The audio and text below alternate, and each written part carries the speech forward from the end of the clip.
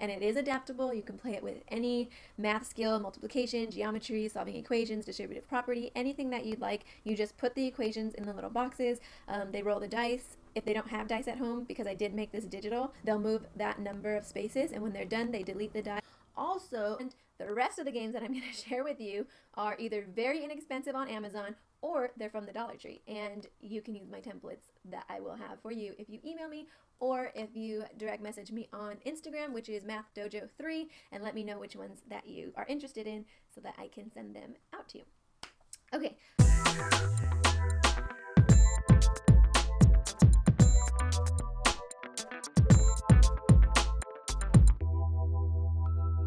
Hey everyone, welcome back to the Math Dojo. My name is Michelle. For those of you who don't know me, I'm a middle school math teacher from Los Angeles.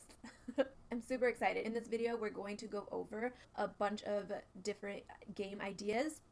I'm not going to be able to fit all of my ideas because I have tons of things that I want to share with you guys. So let me know down in the comments if you like this video and you want to see a part 2. Actually, this video is not going to be how to incorporate the math games into your classroom. Let me know, because I have tons of ideas on how to implement these games in the classroom, because a lot of times, especially me, I wanted to play games and I know that games are fun, but I didn't know how to implement them without losing out on time on other things. So let me know if you would like to see that video or if you're even interested in seeing a video like that. So let's get into this video. All of my math game ideas for you to make math fun again. Can't wait. Let's go.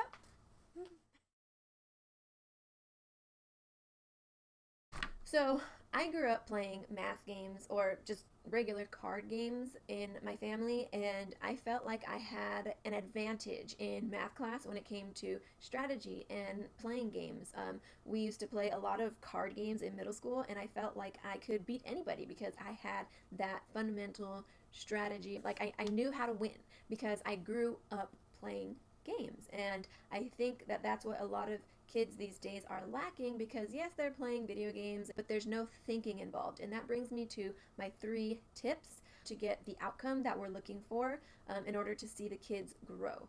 So with that being said, tip number 1 is that rules have to be easy and it has to be quick for you to roll out. So you can bring a kid down for lunch, teach them how to play a game, and then let them know, like, hey, we're going to be teaching the class this game tomorrow, and I just want to show you how it's played. And then that makes the kid feel special, and then it helps you teach the class in minutes, because you don't want to spend 20 minutes of your lesson or 20 minutes of your precious math block to roll out and teach a game.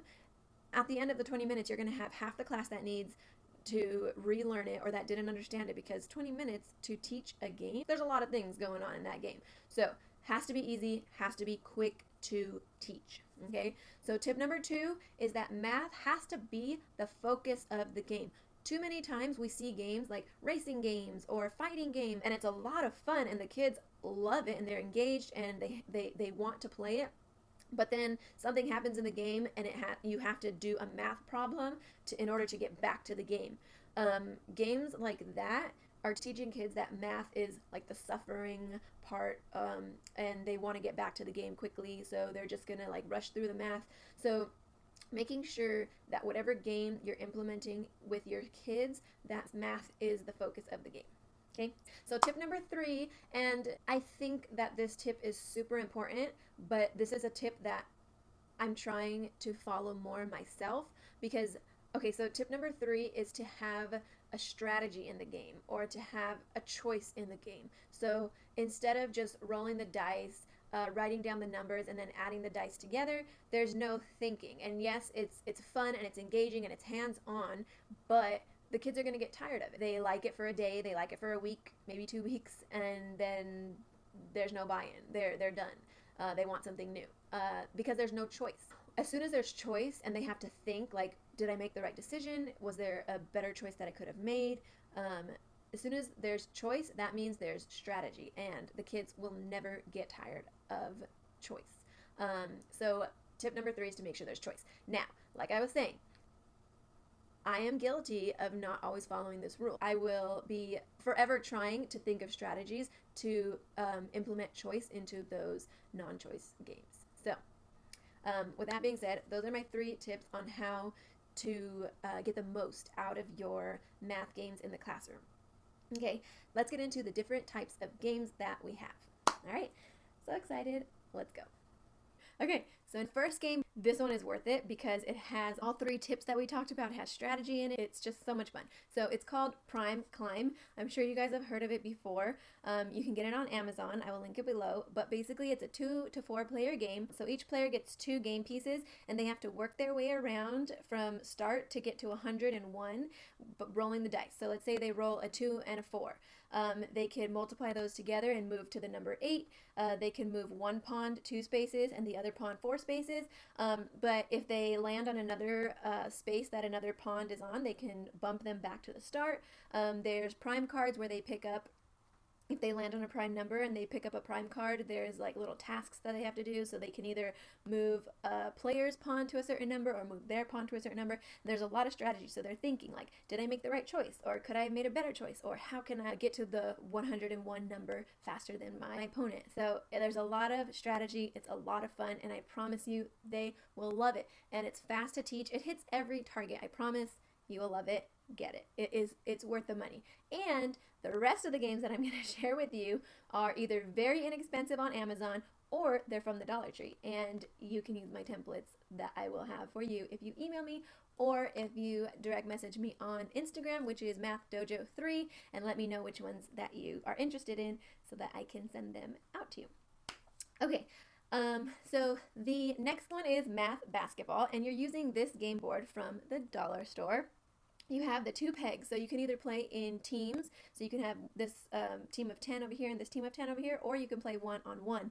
And basically each team or each person gets a game piece, and they each have to solve a problem. So it's super adaptable. You can do it for any skill, multiplication, geometry, whatever skill that you're working on. It can be kinder level, high school level, or anything in between.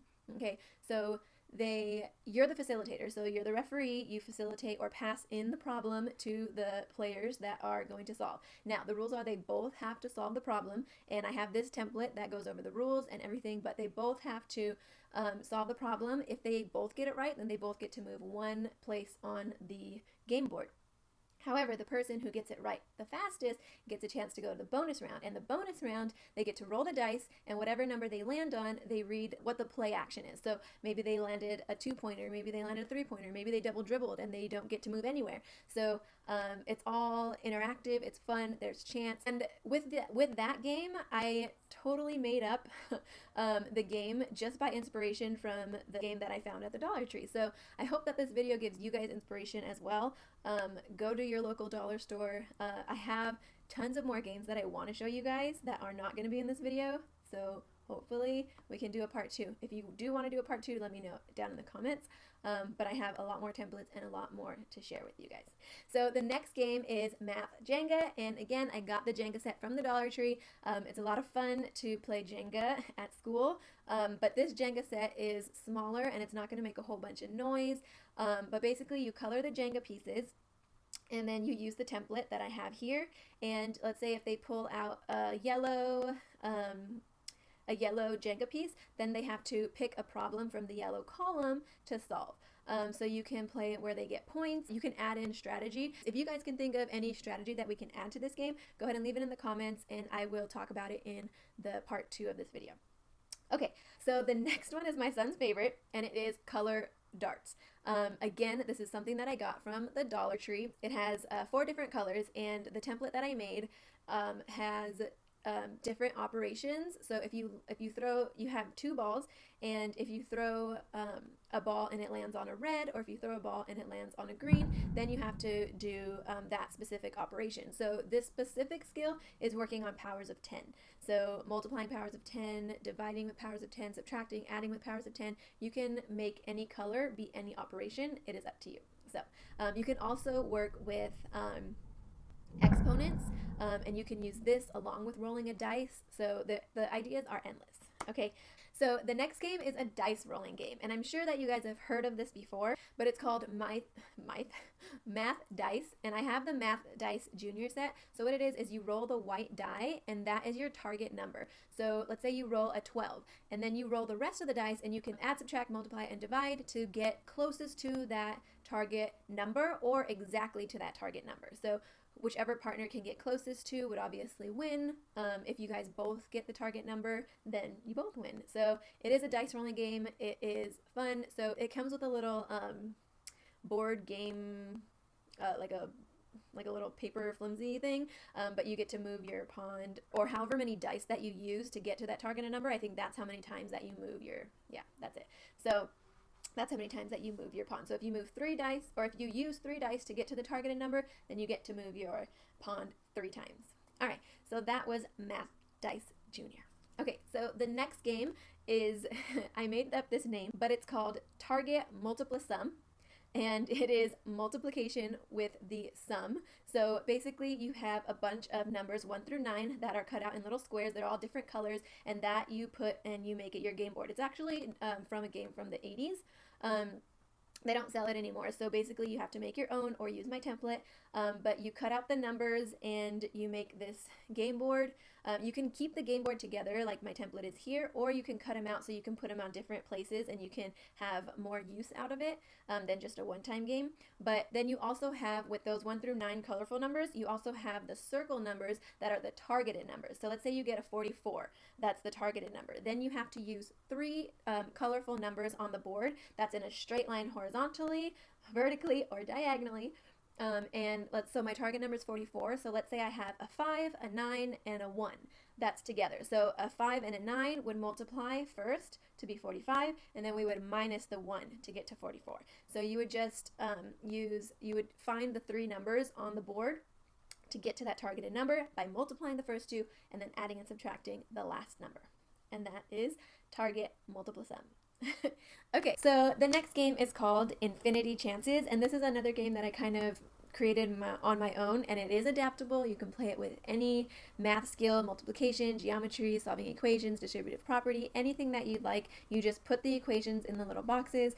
They roll the dice. If they don't have dice at home, because I did make this digital, I made another template where they can just click on the die. They'll move that number of spaces, and when they're done, they delete the die because there's like 50 dice on that page, and they just, every time they want to roll again, they just unveil the number in the template here. So if they don't have dice at home, they can always use the digital version, and then they also get to pick their cute little animals as their game pieces. So they roll the die, or they pick a die, and they move the number of spaces, and it is strategic because they do get to bump people back. They get chance cards. They get to move ahead or back some spaces. There is multiple ways of winning and different strategies, so it is a lot of fun and your kids will love it. So this game I'm hesitant to share. It's called Roll and Solve. It's adaptable. You can use it for any type of math skill, just like the last game. The only thing is there's no strategy. You're rolling a dice. Like say if you roll a 2 and a 3, you pick the 2 column, the 3 column, and wherever they meet, that's the problem that you're solving. So you can play in partners, and you can have them solving a problem and then switch and correct each other's answers. One way that you can kind of spice it up is you can get this from the Dollar Tree, and it comes with 2 little football stands, and it comes with 2 of the little football flickers, and let's say you can have a value for each problem. Like let's say they get 3 points per problem, so if they get 6 points, then they get to shoot one of the football things into the goal. So this forces them to actually care and want to solve these problems, and rolling the dice is more engaging than just a worksheet, but once you put that aspect to it, it is more fun. So if you guys have a way of making this strategic, let me know down in the comments. So the last game, so the next one is kind of like 24. You have 4 numbers on a card, and I have the templates that you can use over here. But you have 4 numbers, and you choose a targeted number. So let's say if the targeted number was 24, like it is on this example. Let's say you have a 6, a 7, a 2, and a 4. You would use those 4 numbers, and you have to use every number once. You can add, subtract, multiply, and divide to get to the targeted number. So let's say that I multiply the 7 and the 4 to make 28, and then I do 6 minus 2 to make 4. So then 28 minus 4 would be 24. And we used all four numbers, different operations to get to the targeted number. So the game is called 24, but you can make up your own number. It's super fast to teach, and it takes a very small amount of time if you want to play a whole group, and you put it on the whiteboard, or through distance learning, you share your screen and you have the students comment to you through there. I want to take a quick moment because what games are great for is, one, it's great for skills practice, deeper thinking, and to get the kids motivated, to get the kids engaged, and even a good way to assess the students at the end of class. So instead of an exit ticket, you do a little 5-minute game. And you're going to see that when students are really engaged and really interested in doing the game, instead of an exit ticket where they just like, I'm done, I want to get out of here. They want to play the game and they want to participate. So you're going to really see those gaps. So student A really wants to play, but maybe can't do the multiplication. And so you're going to see who really knows what skill that you're assessing. So games are a really good way to formatively assess your students. Okay, so let me know down in the comments which game that you're excited to implement in your classroom. I have about 30 ideas like all together of games, and I didn't want to make this video even longer than it was. So I would love for you guys to subscribe to my channel and hit the bell so that you're notified for when I post my next 2 videos on this topic. And I can't wait to hear from you guys if you actually liked it and if you got inspiration to create your own games or implement one of these games into your classroom through distance learning or in person. So let me know down in the comments. I would love to hear from you. I'm loving seeing your comments. It just makes my day when I see them. I'm not sure how to get notifications yet, but I do look every other day or so. So please keep them coming. I really enjoy getting to know you guys and talking to you guys. So yeah, I hope you guys learned something from this video, and I hope you guys are excited for part 2. And as always, enjoy the rest of your day and go out there and do something great. Bye guys.